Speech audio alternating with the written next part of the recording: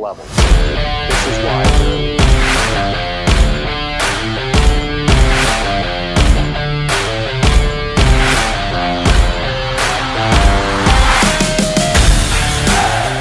All right, guys, we're back with another motor preference video, part 4. Remember to hit that subscribe button, hit the like button on this video if you enjoy the content. Remember, most of you guys aren't subscribed. If you like college baseball recruiting, college baseball content in general, developmental content, all in regards to baseball, please hit that subscribe button. Helps us out a bunch. You guys know our QR codes on the side. Scan any of those if you're interested.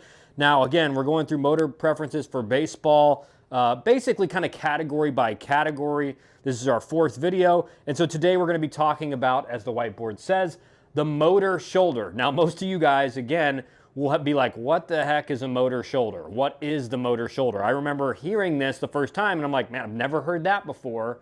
Again, similar like aerial, terrestrial, and all the other things we've covered, it's a very new thing. And so we're going to dive in surface level and kind of what the motor shoulder is, and how it functions, and basically how it affects how a person may rotate, stuff like that. So number one with the motor shoulder, guys, is that no one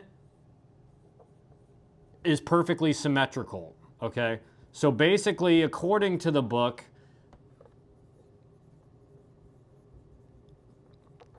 all of us innately carry kind of one shoulder slightly in front of the other.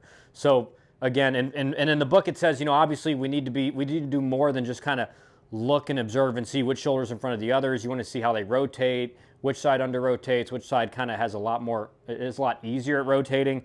But it's a good rule of thumb that, you know, one of us is going to have basically your dominant shoulder in regards to rotation and stuff like that, according to the book. So perfect body symmetry doesn't exist. Some coaches or trainers view the side with the least amount of rotation as a weakness and recommend exercises to make the rotation identical on both sides despite the strain it places on the body. So again, symmetrical, we in theory should be able to rotate, you know, as easily on one side and in as much range of motion as another side. But because none of us are perfectly symmetrical, we're going to have a certain side we're better at, certain side we're not as good at. And rule of thumb for the last 10 to 15 years has been, okay, well, you're not as, you can't rotate as well on this side. Let's focus on it. Even though, you know, when you read this book, you realize, you know, you're creating a lot of strain and pressure on a part of the body. And again, when you think about this, you start to understand, okay, why are we pulling so many obliques? Why are hitters, I mean, sometimes pitchers, but mostly hitters, pulling so many obliques in the big leagues? And this could be a major factor in it. The fact that we're kind of training to kind of equalize both sides and make sure our range of motion and everything is the same, but people aren't designed to move like that. And your body, if you're training to make yourself more flexible on the side that's just not your motor shoulder, you're going to be opening yourself up to be injured and more likely be injured. So that could be the reasoning behind it. As we go to the next page, where essentially what we see, guys, is obviously with your shoulder, you're going to be slightly this way. And again, I'm kind of exaggerating so you can tell, but like your shoulders are going to be slightly angled either that way or slightly angled that way when you're standing still and not thinking about anything. This is going to show kind of which side is your dominant shoulder and stuff like that. So think about it like this. The motor shoulder, according to the book, is really what in the upper body, what can drive your rotation when you're throwing, when you're hitting, etc. So when you see those pitchers, and this is in one of the videos as well, when you see those pitchers that are kind of, you know, the front side looks like it's really kind of pulling down to make the arm that's throwing the pitch really explode through. So you see those guys all the time that are kind of like really feel like this front shoulder is doing something. It's almost pulling the back shoulder through. That's a good sign that their front shoulder is their motor shoulder, right? It's the driver of the force in the upper body. But sometimes you see guys, it looks like this front shoulder is kind of doing nothing. It's just kind of like, and then you see with the back shoulder. It's a good indication that the back shoulder is the motor shoulder, and this front shoulder is really just there to counterbalance, just to make it to where you maintain your balance and you can wait till that shoulder coming through can create the force in the pitch. So standing posture translates into the tendency for the motor shoulder to engage in movement before the other and guide the body's acceleration. So that your motor shoulder is what is going to guide the body's acceleration, right? So exactly what we're talking about. Your motor shoulder's in the front as a pitcher, and you're left-handed thrower like me. This thing is going to be the driver of your back shoulder and create that acceleration. Whereas if it's the back, this is really just there to counterbalance. You're not going to see that. So when you think about this in pitching all the time, when you see a pitching coach say like, "Come on, really pull down with that front shoulder," like use that thing to really kind of get your arm through. Some guys are just not designed to move like that. Their back shoulder is what they need to be emphasizing. The back shoulder is the thing creating that acceleration and that force. That's where their focus needs to be, not on this front shoulder, which is just, again, a counterbalance for the movement.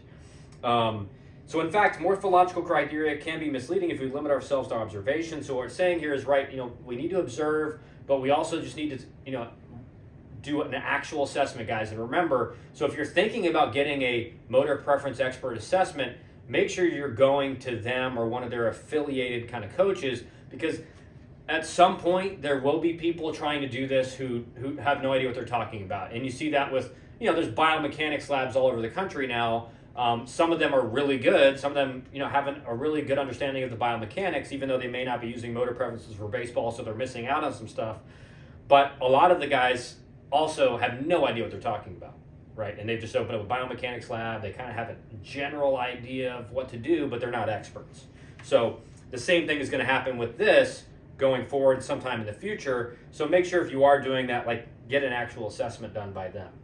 Determining motor shoulder preference for baseball players helps define the loading phase. So motor shoulder, when you know it, it helps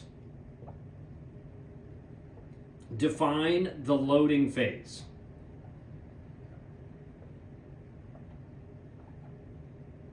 Okay, so, and the way the shoulders rotate after throwing or hitting. This is what we call the short long or the long short, which defines the range of motion of the shoulder line versus the hip line in a rotational movement. Baseball is a sport that requires the use of objects to play, so the equipment used must be taken into account when determining motor shoulder preference. The hands holding the ball, glove, or bat are an extension of the shoulder. Knowing which shoulder naturally generates power determines the correct cues to coach the player. Again, we are trying to connect the central nervous system the best we can with the functional muscle chain to optimize the movement. Again, so if you're, let's say you're coaching an outfielder, you're trying to really kind of help him understand how to be explosive when he's throwing the ball. If he's his front shoulder is a left-handed thrower like me, so your right shoulder is his motor shoulder, you want to emphasize and cue to him, hey, really pull down with that front shoulder. Use that shoulder to generate so much force. And then you'd be coaching the player with the exact same, a left-handed thrower with the back shoulder as his motor shoulder in an opposite way. So this can help determine, again, really, when you think about pitchers, this is really good for cues as far as when they're throwing it and getting down the mound. And then for hitters, think about, and there's some guys who, that motor shoulder is creating that force, they have that really good ability to rotate. And depending on which shoulder is that motor shoulder, you're going to have guys who can, man, you see guys all the time who can finish with two hands and they're all the way back here. I could never do that, right? So depending on your motor shoulder as a hitter, maybe you're a guy that has to finish with one hand. Maybe you're a guy that can finish with both hands really comfortably. I could never finish with two hands comfortably and actually rotate. I would always kind of get to like right here and I'm done. So that's something that as a hitter and as a pitcher, it's going to affect different ways you're able to move and stuff like that. Thus, we get the following four combinations. Right-handed with the right shoulder, motor shoulder, short in the back movement, and long in the front movement, right? So you're going to see guys in the reverse if left-handed hitting. So if you're a right-handed thrower and you're a right shoulder, motor shoulder, and let's think about pitching, you're going to shorten the back movement, so that short kind of arm slot, whatever, and then long in the front. Be long in the front. Right-handed left shoulder, long in the back, short in the front. Left-handed left shoulder, same thing as right, short in the back, long in the front. left-handed, right shoulder, long in the back, short in the front. So these are, depending on your motor shoulder and the type of thrower you are, because again, you can be a left-handed thrower and have a right motor shoulder. That's going to be totally different than a guy who's a left-handed thrower with a left motor shoulder. And then again, depending on the type of hitter you are, it will be reversed. If you're if you're right-handed, right motor shoulder, you'll reverse kind of the short long for left if you're a left-handed hitter. And again, I highly recommend getting the book. I don't want to get too down in the weeds, but it tells you all that right here. This notion of short long and long short is not the only one related to motor shoulder. In 80% of cases, a player with a left motor shoulder will prefer counterclockwise rotation.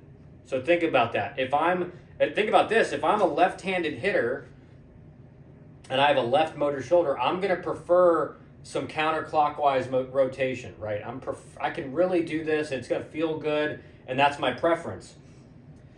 While a player with a right motor shoulder will prefer a clockwise rotation. So if I'm a left-handed hitter with a right motor shoulder, I'm not going to prefer this kind of motion as much, but I'm going to be really good going this way.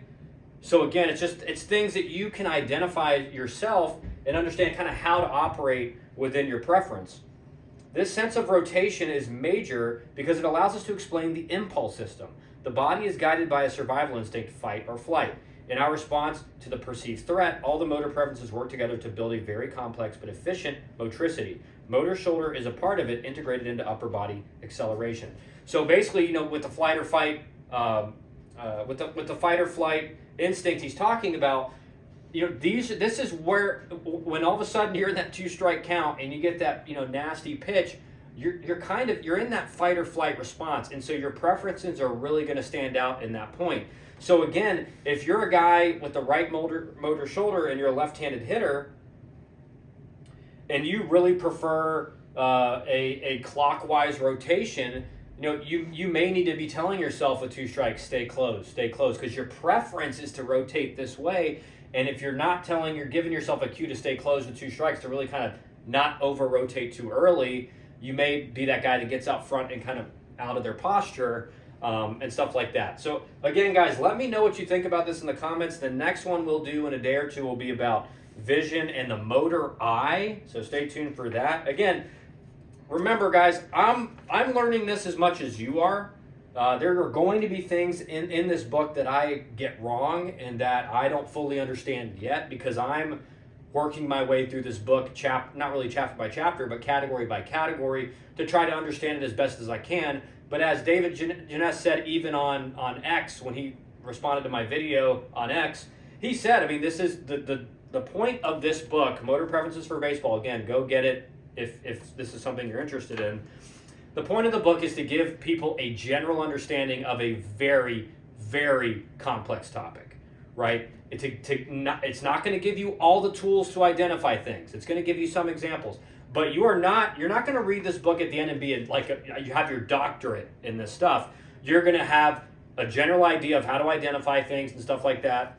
And again, when you figure out the preferences, if you're a baseball guy, you can start to imagine yourself, okay, well, if he's got this preference, maybe what's going to work for him better is this drill. Because I remember this drill not working great for me, but he's a different category, so maybe this drill will work. So again, I'm going to get things wrong. I want to know what you guys think in the comments about the motor shoulder. Particularly, guys, this is very obvious for me for pitchers, kind of how you can cue them. Hitters, I think, maybe becomes a little bit more complex based on which shoulder you have, because based on the rotations and stuff, you're going to have certain cues to prevent you. Again, if you're a guy with a left motor shoulder and you're a left-handed hitter and you prefer counterclockwise rotation and not clockwise, you're going to have to really tell yourself, and again, knowing some stuff about my career, I probably was a left motor shoulder because I was really good at getting into that back hip and counterclockwise rotating, but my whole career up until the last couple of years of professional baseball, my clockwise rotation, I always under rotated in my swing. I always kind of got to right here, and then my hands would get out front. So on those inside pitches, I'm just not creating enough space. I'm not getting here.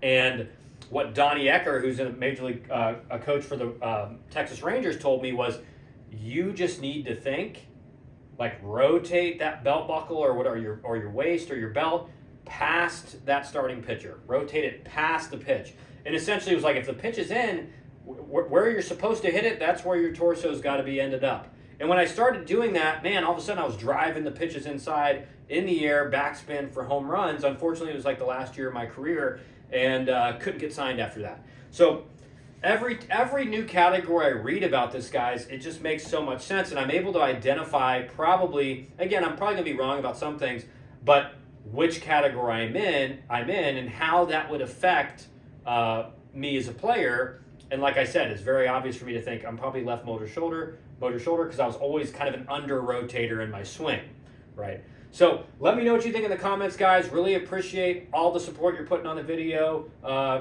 What motor shoulder are you? What motor shoulder is your son? Let's talk about it in the comments.